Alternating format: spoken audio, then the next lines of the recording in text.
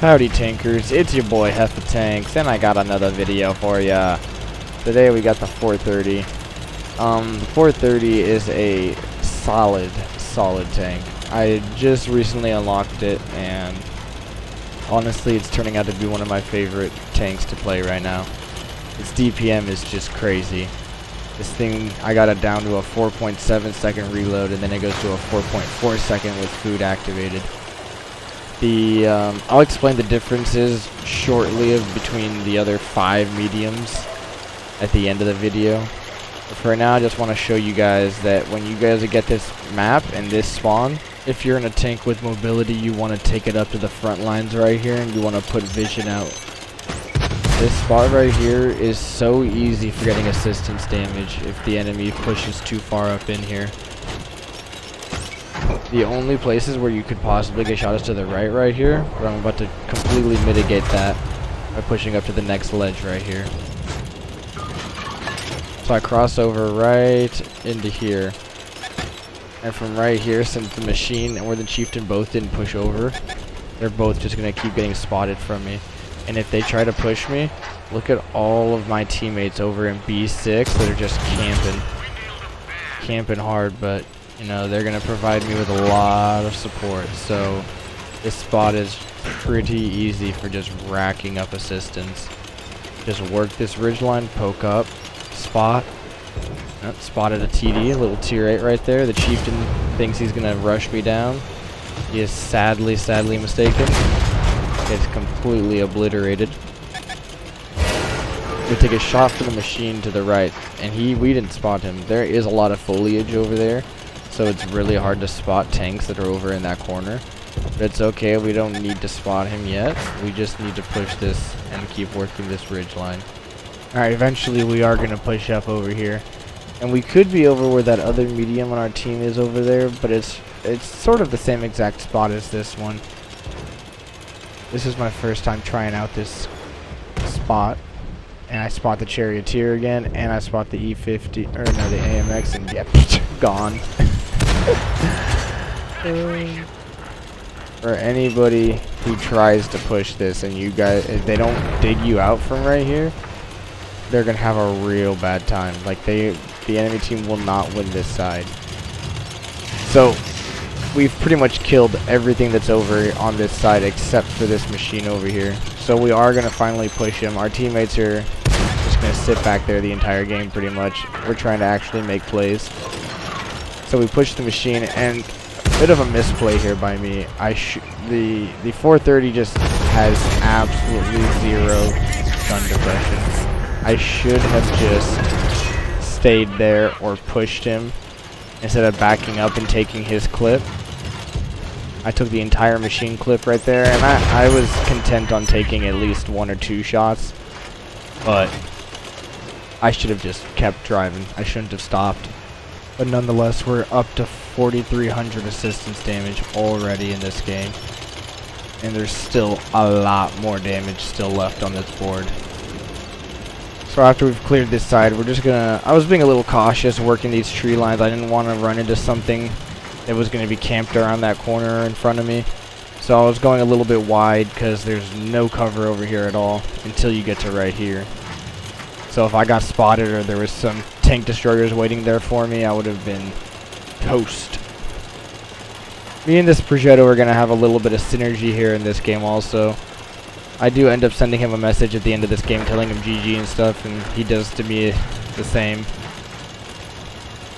But we want to start helping our teammates on the other side, so we're going to both take this high ground up here, and we're just going to put all of our guns all on the same targets. This tank has absolutely no gun depression. That is the biggest downside of this tank, is its gun depression. It has none. You don't really see it right here, but trust me, you've seen it if you were paying attention in this game. The very first shot I took didn't have enough gun depression to get on that light tank. And this is where this tank shines. Just keeps the gun firing 4.4 seconds. Like, this thing is just pinpoint accurate. The reload's insane. The alpha damage is, yeah, it's a Russian medium, you know. It's not big, but you keep the gun firing enough, and enemy's team hit points are going to disappear real fast.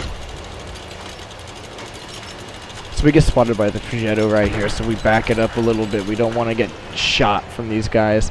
And I swear this grill's going to come out, and then nope. Nope. He's just like, you know what, on second thought, I'm going to brake check. Missed that shot. It's all good. I think that he's going to push out again, so I take a blind shot with no connection. And at this point, I'm sure that we're going to have a hard time winning this game.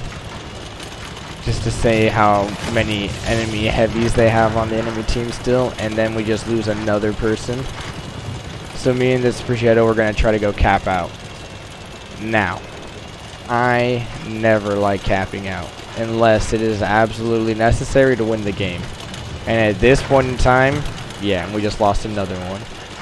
There was no way we were winning this game. And lucky me, looky, there's an AFK Emil. I'm gonna absolutely shred this guy. The other guy is gonna help out a little bit, but yeah, I get shot right there. I was sure that was the Progetto, but I don't think it was, because I feel like he would have been able to get a second shot into me before I got into this rock. So I mark out where he is to my Progetto on my team, and I need this Progetto to hop into the base. I need him to get into cover too.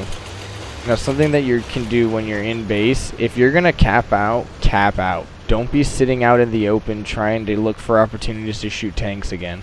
If you're in a base to cap and it relies the cap will decide if you win or lose, don't sit out in the open.